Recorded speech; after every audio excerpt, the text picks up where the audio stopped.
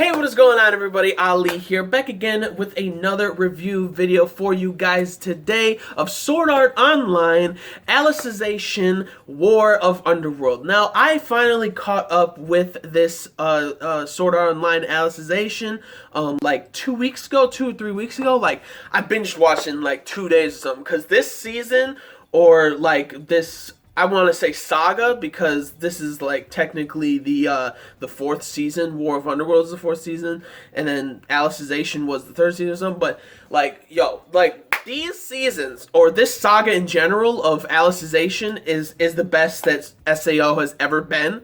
And like seeing it finishing it last week or 2 weeks ago, or whatever, like I was like, I need more. And I was so happy that I finished it during that time, because it just started War of Underworld today. And this episode, I liked it.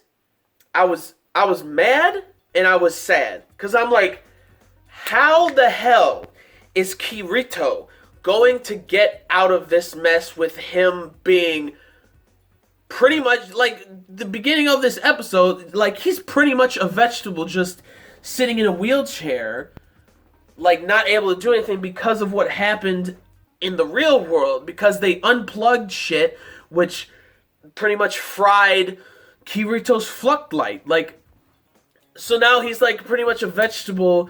Like, he's straight up unconscious in the real world, and he's a vegetable in this world. So how the hell is he going to get back? Like, it's like almost impossible. Like, how's it gonna happen? Like, I'm gonna say almost, because this is anime, so when it comes to anime, anything's possible. Let's be real here. So, like, just the whole episode of, like, Alice taking care of Kirito, and then we get to see the flashback of what actually happened, like, right after episode 24, that, like, she went to him and was like, Kirito, like, freaking out and stuff, and taking care of her, or taking care of him in, like, the place where the Pontifex or the church was and stuff, and she realized that she can't keep him there, because everybody's saying, like, rumors going around, like, why is he still alive?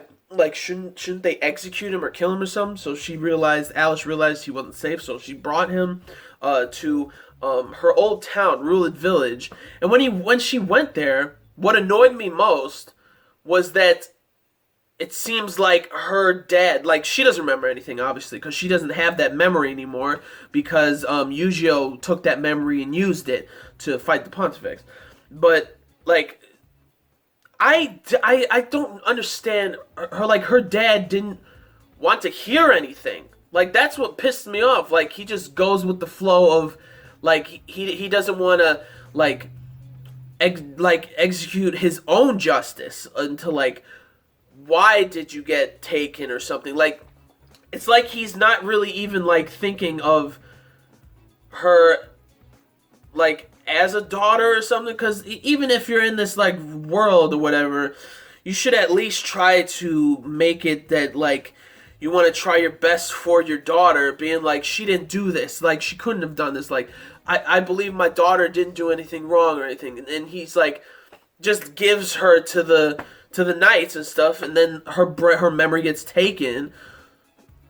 Like, I don't like that father at all. Like, people would be like, oh, like, you couldn't do anything else. I'm like, yeah, you could have done a lot of shit, like a lot of better stuff than that. But you know, it happened, and I just don't like that father or whatever. So then they're living in, Alice and Kirito and her dragon are living in, like, some village or some hut on the outside of the village and stuff. But everybody doesn't hesitate.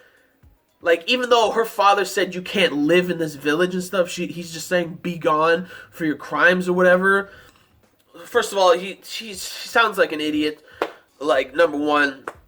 And number two, even though he did that and stuff, him and this other guy, like, they don't even hesitate to ask, like, her for help for anything. Like, that's what frustrates me. Like, when it comes to something that they need, just like what Stelka said, that, like, when it comes to something that they need, they won't hesitate to ask.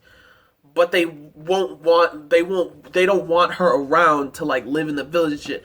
Like, that was something that's frustrating. Whenever that happens in anime, that's so like stupidly frustrating. But whatever, right? And sorry, I need like water, but and just to see Kirito like that, like it kind of like makes me so sad for him. Like maybe they're going to be able to fix his Fluct Light or his soul with like using what's left of his Fluct Light that's semi working maybe to like transfer that into his actual soul in the real world, and maybe something will happen where it fuses and he comes back to normal, but maybe he's going to lose his memories completely of that world that Alice lives in. Like who knows or something, but I think that might happen. But then while at night while they were in the cottage or village or whatever, one of the Integrity Knights, what was like her apprentice, I forgot his name, Redry or something like that. I don't know what his name is, but he's the guy who had the snake whip looking thing, talking to her. And apparently, like I thought what was really cute was that his dragon was the elder brother of Alice's dragon, which was like really cute. That was just like a quick little like side thing and stuff, and they were like sleeping. They just sleeping side by side together. The cute little dragons. It was adorable. And then like her apprentice, that guy with the snake whip, whatever, was talking to her, saying that like orcs and goblins in the north were like mobilizing and stuff. So the commander of the knights, of the Integrity Knights, was grouping them all together. First of all, like in the beginning, saying that like he killed the Pontifex, like Kirito killed the Pontifex and everything, and all of them are still like contemplating, like, what do you like? It's like there was a reason that he did it, and he fought Kirito. So what? So just like what Alice said, like, didn't you like feel the weight of his sword, the justice that he was like trying to bring, like the things that he was trying to do for all these people? Like you still don't believe him after everything that he did? Ridiculous. I was also sort of annoyed by that. Like he's still like a lot of these characters still can't think for themselves, and that's what's kind of annoying. But like the commander, the knight commander, what is it, Bercoli, I believe that's his name. He knows, like he pretty much thinks for himself, and Alice thinks for herself. And I think the girl with like the purple hair and everything, she kind of thinks for herself.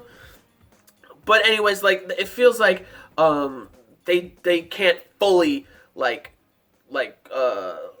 think for themselves pretty much.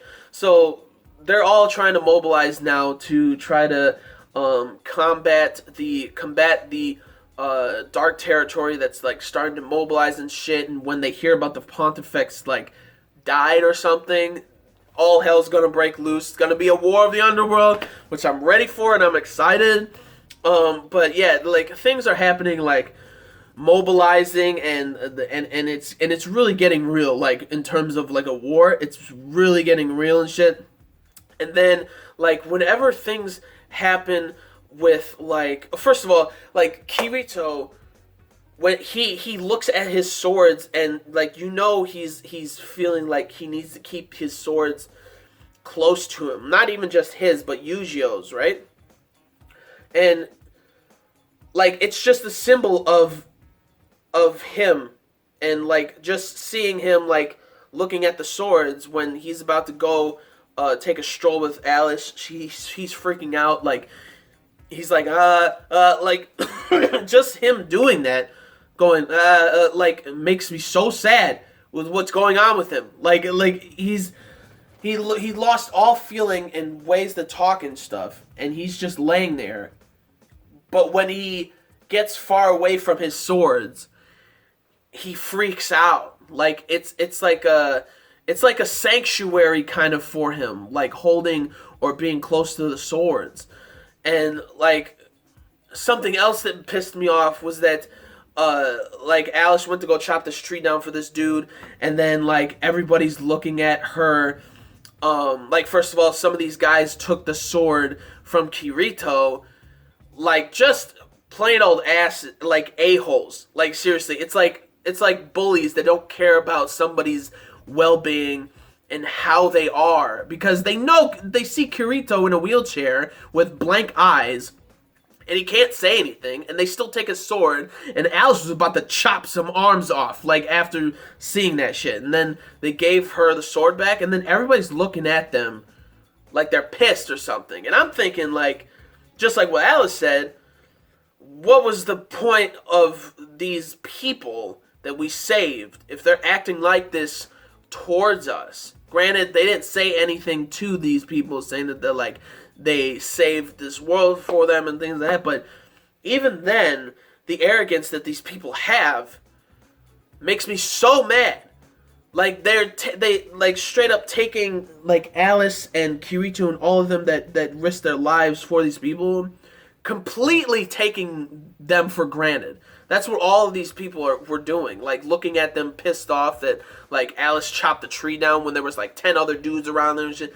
Like, it's a bummer that they did this. Like, or that they are like this. And Alice can't really, obviously, do that much about it, right? And Kirito, obviously, can't do anything about it. And Selka is always being there for her sister Alice, even though, like, Alice doesn't completely remember anything and stuff. That memory was taken out. But I mean, that was something that was really sweet about this episode.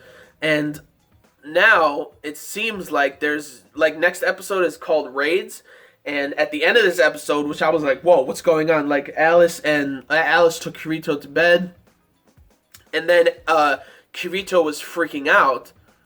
Like, it's like his soul is connected to this world in general. And also, Alice can't even lift her sword more than 3 swings for some reason. Who knows what that reason is? It might just be trauma or scared or, like, nervous to do it or something because of what happened to Kirito and all the shit that she had to go through and stuff. But at the end, it shows, like, a fire in the forest, and her dragon's freaking out, and she rushes out there, and she's like, the village, she screams Selka, so the village is being attacked. Yo, if Selka dies, I'm gonna be hurt by Alice. Like, Alice is going to be hurt. I'm gonna be hurt because she just started talking to Alice again, and, like, as a sister and stuff, and they just reconnected, kind of. So if Selka dies or something, I'm fine with her dad. This might be dark, but I'm kind of fine with her dad dying because he's a piece of shit. Like, he doesn't even think for her. Like, he doesn't even think to defend his daughter or something. Like, if something happens, he trusts that. He doesn't trust his daughter. Like, that's what pisses me off. So if something happens to him, you know, whatever. But if something happens to her sister, Selka, bro, it's gonna hurt. I'm gonna lose it because she screams Selka. I'm like, that kind of seems like a little red flag to me. But whatever. But this episode 1 of War of Underworld, SAO Alicization War of Underworld, that was pretty great. Again, it was a bummer that I didn't get to do, like, reviews of, like, the first half of Alicization, but, you know, whatever, caught up and stuff. And this episode was really great with how everything has been going down after that whole episode 24 of last season. That, like, even though they won, and even though they saved that world, like Alice, Kirito, and Yujiro, like, saved that world, that people are still having doubts with everything.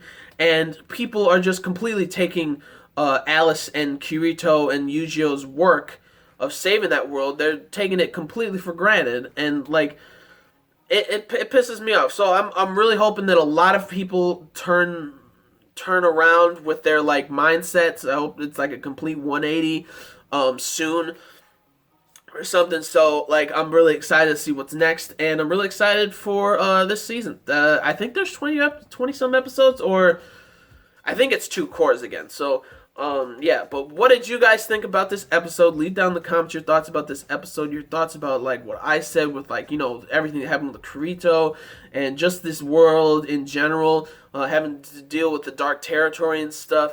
It seems like the goblins and orcs are doing something to where, like, they went around those caves or something. Like, who really knows? But since those caves were destroyed by the Knight Commander's command, Bercoli's command, that they needed to destroy the caves and shit. But yeah, leave down in the comments your thoughts about it and everything. Like this video if you did. Like the video if you liked SAO and this episode and stuff. Like the video if you liked anything I had to say and such.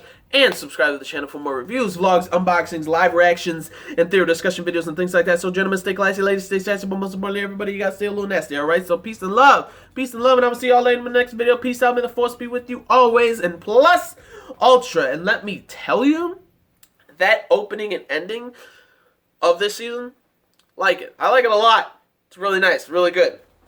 Peace out, everybody.